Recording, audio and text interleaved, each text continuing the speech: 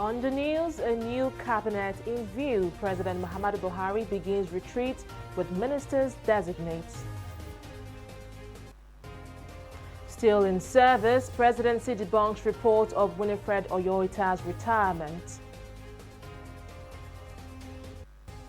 And it's a week of mourning in Uganda as tanker explosion leaves 19 people dead. Hello and welcome to News Now. I am Fidelia Agoncha. President Muhammadu Buhari has charged ministers designate to put in their best and work as a team to lift Nigeria out of poverty. He gave the charge while declaring open the two-day presidential retreat in Abuja. Buhari stressed that Nigeria will be able to address its many challenges if leaders at various levels pay attention to the opportunities in their environment. According to the president, the retreat is designed to reflect and assess the progress made by his administration in the past years and chart a course for the future. It is a great privilege for you to be called upon to serve in this great office of state, and you must grasp the chance with two hands and put in your best effort, as Nigeria today needs top managers to handle our numerous challenges. There will be long hours, and you must be prepared to live laborious days if we are to serve our people optimally. Ladies and gentlemen, we are all aware of the looming demographic potential of our country. By average estimates, our population is close to 200 million people today. By 2050, the United Nations estimates put Nigeria third globally, behind only India and China, with a projected population of 411 million people. This is a frightening prospect, but only if we sit idly by and expect handouts from so-called developing partners. The solution to our problem lies with us. Honorable Ministers designate, in our first term, we identified 3 salient areas for close attention and action, namely to secure the country, to improve the economy, and to fight corruption. None but the most partisan will dispute that we have made headway in all 3 areas. First, we have rolled back the frontiers of terrorism. We are actively addressing other challenges, such as kidnapping, farmer-herder violence, improving the safety of our roads, railways, air traffic, and fire control capabilities. Second, we are steadily turning the economy around through investment in agriculture, manufacturing, shoring up our foreign reserves, curbing inflation, improving the country's infrastructure. Third, on corruption, we have recovered hundreds of billions of stolen assets and are actively pursuing control measures to tackle leakages in public resources. We will not let up in fighting corruption. As ministers, I am counting on you, together with advisors and Nigerians willing and able to contribute to build upon our roadmap of policies, programs, and projects that will lift the bulk of our people out of poverty and set them on the road to prosperity. Our administration's 8 years will have laid the grounds for lifting 100 million Nigerians out of poverty in 10 years. This outcome will fundamentally shift Nigeria's trajectory and place us among the world's great nations. Meanwhile, a federal high court in Abuja has thrown out an application requested interim injunction to restrain President Muhammadu Buhari from swearing in his ministers. The application filed by Musa Babapanya, a lawyer and indigene of Karu in the Federal Capital Territory, sought the injunction on grounds that none of the ministerial nominees hail from the FCT. Ruling on the matter on Monday, Justice Taiwo struck out the application, saying it was found very late. Justice Taiwo stressed that such application should have been brought to the court before the screening was done. He added that he would prefer to hear the substantive suit and give a formal judgment rather than granting interim restraining orders as sought by the plaintiff. President Buhari is scheduled to swear in the ministers on Wednesday. Well, moving on, the presidency says it is yet to receive any retirement letter from embattled head of a civil service of the Federation, Winifred Oyoita. The development comes amid reports that the service head had written to the president informing him of her decision to retire from service. Responding to the report, Senior Special Assistant to the President on Media and Publicity, Femi Adesina, said no such letter has been received from Oyoita. Oyoita was on Wednesday invited for questioning by the Economic and Financial Crimes Commission, EFCC, over alleged contract scam, abuse of duty tour allowance, and money laundering to the tune of 3 billion naira. According to the anti-graft agency, the allegations emanated from a petition filed against the civil service head. She has, however, denied all the allegations. The Joint Action Committee of the Non-Academic Staff Union, NASU, and the Senior Staff Association of Nigeria Universities, SANU, have embarked on a 5-day industrial action. In a letter jointly signed by the national chairman of both unions, all members of the groups were directed to embark on the strike action on Monday. According to the letter, the action was as a result of the expiration of the 14-day ultimatum given to the federal government. They say the action became necessary following the government's failure to resolve issues raised by the union, including the payment of earned allowances to members. And to security now, 4 people have been killed and several others injured following gunmen attack on Sayao village, a border community in Jibia local government area of Katsina State.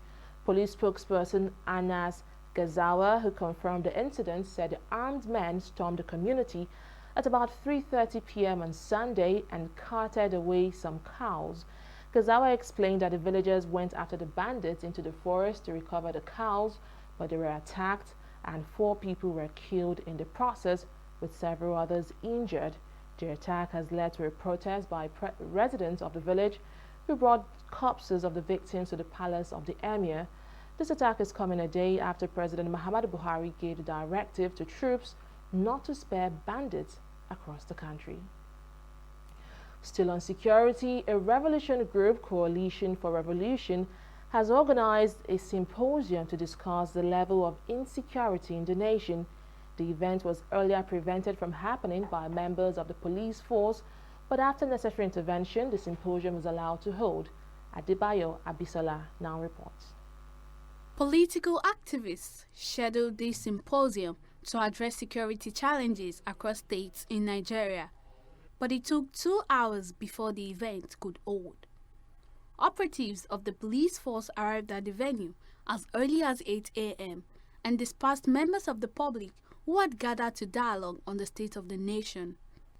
It took the presence of well-respected activists like Femi Falana for the police to let down their guard.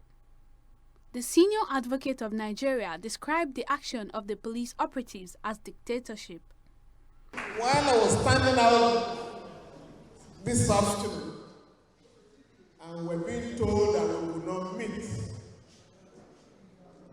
my mind went back to about 30 years ago when you had the Buhari, Babangida, Abacha junta, when we could not meet. But we defeated those dictators, and I can assure you, any other dictator will not be allowed to rear his own head like that. This country belongs to all of us. We are not a conquered people. What you have done this morning, please, once again, I want to commend you.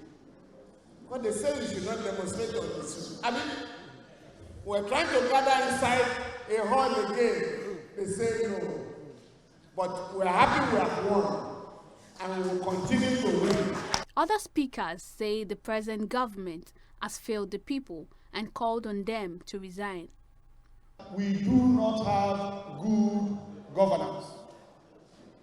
Because we do not have good governance, as I talk to you today, Nigeria, according to WISPI, the World Institute for Security and Police, has the worst police in the world, the worst in the whole world. In that same vein, if government in Nigeria fails with security and development, the government needs to resign. We are stating categorically without equivocation that this government has failed and this government should resign the same way Theresa May government resigned in the UK. Benga Komolafe, General Secretary, Federation of Informal Workers of Nigeria, suggested that Nigerians share a collective identity and that the country is not the property of any individual. We have a country to take back. We have a country to take back from the hands of the world. That is the challenge before all of us. So as we lead here today, like Comrade FF said, the war has just started. In all our streets and neighborhoods, we need to educate our people.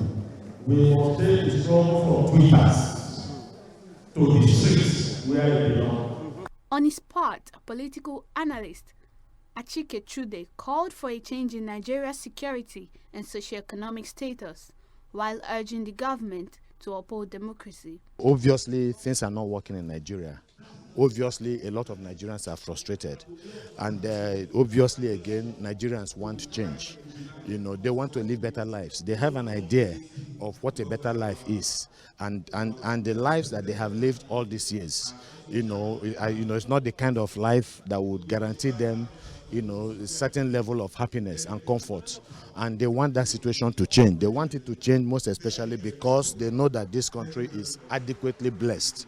And that if the resources of this country are duly utilized on behalf of the people, then this country will see greatness, and then the people will do better than they're already doing. That is the essence of this meeting.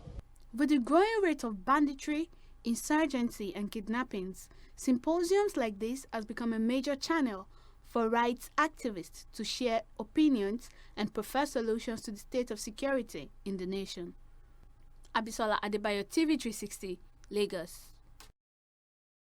In other news, the All Progressives Congress APC has condemned the attack on Senator Sen Ekweremadu by some Nigerians in Germany. In a statement by its National Publicity Secretary, Lanre Saonilu, the party described the attack as an assault on decency. It urged all Nigerians, both home and abroad, to collectively rise against such acts. In the same vein, the People's Democratic Party PDP has also condemned the attack on the former Deputy Senate President, describing it as unprovoked and without justification. Meanwhile, Senate President Ahmed Lawan has asked the German authorities to identify those behind the attack and bring them to book. Ekweremadu was over the weekend attacked by an angry crowd while attending the second Igbo annual festival in Germany. Well, just hours after that attack, a fresh batch of Nigerian migrants have been deported from Germany. The deportees, numbering about 20, were reportedly selected from different migrant camps in the country. According to reports, the migrants were forced to leave after their asylum application expired. This is not the first time Nigerians will be deported from the European country.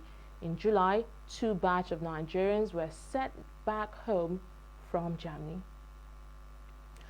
Former Minister of Petroleum Resources, Desiani Alison Madueke, has challenged the permanent forfeiture of personal items valued at $40 million, which were seized by the Economic and Financial Crimes Commission, EFCC. Desiani, who is currently in the UK, accused the EFCC of entering her apartment illegally and taking the items without any court order. She urged the court to reject the prayer by the EFCC to permanently forfeit the jewelry and a gold iPhone to the federal government. These were contained in an application filed on our behalf by Awa Kalu SAN before the Federal High Court in Lagos. The EFCC had on July 5 secured an order of the court temporarily forfeiting the jewelry and the iPhone to the federal government. But in the application, Diziani contended that the court lacked jurisdiction to have granted the interim forfeiture order in the first place, as she had not been charged with any crime or served with any summon by the EFCC. Justice Nicholas Owebo has now adjourned the case till August 29. Still on judicial matters, the Federal High Court in Abuja has ordered the Central Bank of Nigeria to immediately pay the sum of 8 billion naira awarded in favor of some thief communities in Logo, Ukum, Kwande, and Katsina Ala local government areas of Benue State for the losses of lives and property they suffered during the invasion by soldiers of the Nigerian Army in 2001. Justice Inyang Eko made this order following the Ganishe application by the communities. The application was for the enforcement of the consent judgment delivered by the Court of Appeal in Enugu on February 2, 2015. The plaintiffs in the suit are 14 persons from the Benue communities who were said to have suffered various degrees of losses during the military invasion around March 2001, that's about 18 years ago. They instituted 2 separate suits which were later consolidated against the Commander-in-Chief of the Nigerian Armed Forces, which was then President Olusegun Obasanjo, and then Minister of Defense, Chief of Army Staff, and the Attorney General of the Federation. And in health, the Federal Ministry of Health has identified the appropriate laboratory diagnostics in detecting HIV and syphilis antibodies in plasma. This is according to the National Coordinator of National AIDS and Sexually Transmitted Infections and Hepatitis Control Program, Araoye Shegilola. Shegilola made the remarks at the dissemination of the HIV 1 and 2 and multiplex dual HIV 1 and 2, as well as syphilis antibody rapid tests kit. It says the kits are effective and will facilitate early treatment interventions and reduce adverse outcomes. Take a listen. Current data reveal that Nigeria has 1.9 million infected persons with HIV and about 1.1 million on antiretroviral therapy. In order to meet the target for the first 90, we must have 1.71 million people who know their status, which means we need to test and identify up to 600,000 persons HIV positive by December 2020. That is about 16 months away from now. Our goal for the second 90 is to have 1.5 million PLHIV on ART by December 2020. Obviously, the need for appropriate laboratory diagnosis and laboratory support for clinical decisions and monitoring the effectiveness and safety of the regimen remain very important. The best HIV test kit we have had in our testing algorithms was rivaled by this test kit. And therefore, we also recommended this as a first-line test kit in the HIV testing algorithm. It has met the requirement for first-line testing. In Nigeria, we standardize this testing, that we don't have to test many kits at the same time before we can put them into an algorithm. We have standardized the algorithm, we have standardized the testing process, the characteristics that qualifies for first line, second line, for tiebreaker. So by the time we finish, we just know where to drop that kit. So we recommended that the HIV and the syphilis can all be used as first-line test kits. Still to come is news from the world of business after this break. Don't go away. Corruption not in my country. Madam, no. These drugs are very scarce, oh. We don't have them here. Go to the next building. There's a paying pharmacy there. You buy it from there. The drugs I have on my list of prescription is what I am seeing here. Do you know the packets are empty or they're expired? I mean, go and buy drugs from the next pharmacy. You're here telling me my own job. Rubbish. Tell me another lie, because I was here yesterday when this new set of drugs were delivered here. Don't see the drugs, though. I didn't know I was on leave yesterday. Why you not tell me say like that? Good for nothing, prognosing doctor. Now inside you come here. Hey, I heard that. Do you know how many lives you will save by giving out those drugs? Or do you know how many lives you are killing by holding those same drugs? You are the same set of people saying that government is corrupt. Government is corrupt. Now you are at your duty post. Are you not corrupt? You are sacked. Yes, because that is corruption. Not in my country. Corruption not in my country. Stop corruption now.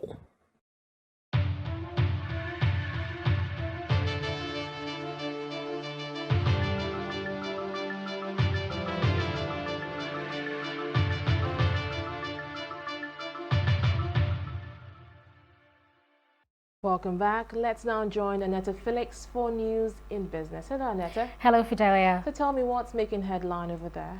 Well, divergent reactions have continued to trail the recent directive by President Muhammadu Buhari restricting the sale of forex to food importers. Experts say this directive would in turn make food importation rather expensive, causing an inflation in prices. Meanwhile, the presidency has defended this policy, saying that it's seeking to strengthen Nigeria's own industrial and agricultural base, as well as reduce over-dependency on food importation. If we cannot immediately replace the $6 billion importation of food items with local production, we are going to immediately raise up the price of food items. That will lead to food inflation. Now, bear in mind also that food items, unless strictly and narrowly defined, means also that some items that you import that form raw materials and semi-products into production of other products would also be affected. Like sugar goes into production of so many things. It's food item. Now, that way, the inflation is not limited to food item. It will expand to other areas. Capacity will be affected by industries, which means unemployment will go up. Because these companies will then make less profit, the taxes they pay will come down. Because people are trying to save some cost, if they have to buy at parallel market at higher rate, smuggling will go up because you then want to avoid the duties and the VAT. When that happens, you lose some import duties, which means budget deficit would also balloon. We expect a lot of things. I believe the impact in the near term will be even almost immediately that is enforced is that prices will probably go up, and it will go up because the importers will then be directed to the parallel market. The parallel market is the window or the market where we source FX outside of the central bank, and when they are directed, before now there used to be a very big spread.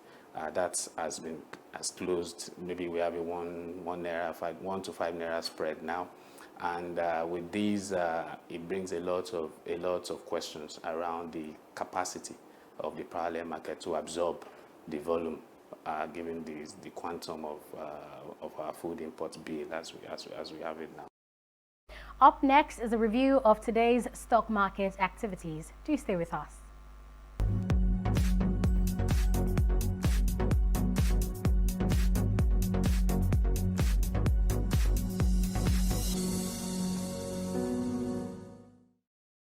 It's a bull market today, not just in Nigeria, but we'll get to all of that in a bit. The Nigerian Stock Exchange was bearish all through last week, with the all-share index dropping as low as 0.47% on Friday. But today, good news, the all-share index is up to 0.71%, and that's closing at 27,115.89 basis points. And we can see the market capitalization closing at over 13 trillion naira.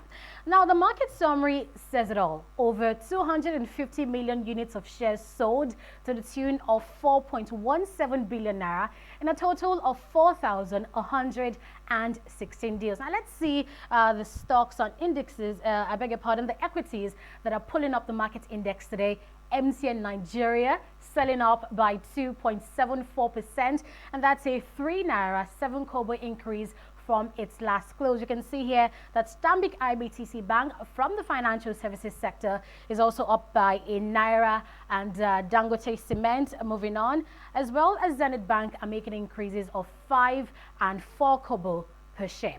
Now, the index draggers are all here. We see Nestle Nigeria PLC, it was selling at 1,143 naira per share just last week, but today it has made gains. Cadbury Nigeria PLC, I beg your pardon, made losses. Cadbury Nigeria PLC, Dangote Sugar, and WAPCO PLC as well. And moving on now to the foreign scene. I mentioned earlier, it's a bulls market, not just in Nigeria. FTSE, Dow Jones, and Nikkei are all recording increases. And we see the FTSE today close higher at 1.02%. Now, this made the FTSE record its biggest one-day rise in more than 10 market days. Moving on now to America. The Dow Jones soared to 1.13% today as investors grew optimistic about a potential resolution to the trade war with China. President Donald Trump made it tweet, and of course we can see that how that affected the market sentiment. And this increase prompted Vice President Mike Pence to tweet about just how strong the American economy is, despite an 800 points drop on the Dow last week. In Asia, we see that stock markets rallied on Monday, lifted by a Chinese government stimulus that lowers borrowing costs for companies. And we see Japan's benchmark index Nikkei 225 rising to 0.71%. And that's the stock market update today. It's back to you now, Fidelia. Well, thank you, Annette, for that beautiful review of the stock market. Let's now move to the foreign scene. 19 people died when a fuel truck barreled into other vehicles in a busy town in western Uganda and exploded. The blast occurred on Sunday evening in Kambura Trading Center. It is coming 8 days after a fuel truck exploded in Tanzania, leaving 95 people dead. This is the latest in a series of such incidents in Uganda. In 2002, 70 people were killed when an oil truck rammed into a bus in Rutoto, less than 50 kilometers from Kiambura. And in 2013, 33 people died in an explosion after a fuel truck overturned, many having rushed to the scene to siphon fuel. Let's now talk sports. President Muhammadu Buhari has congratulated female national basketball team, the Tigress, on their emergence as champions of the 2019 FIBA AfroBasket Championships, champions in Dakar, Senegal. He commended the team in a statement released by his senior special assistant on media and publicity, Garba Shehu. In the statement, the president praised the team for their discipline, maturity, and focus all through the tournament. The Nigeria women defeated host Senegal 60-55 to win back-to-back continental titles. Well, that's it on News Now. Many thanks for watching. I am Fidelia Aguncha. Bye for now.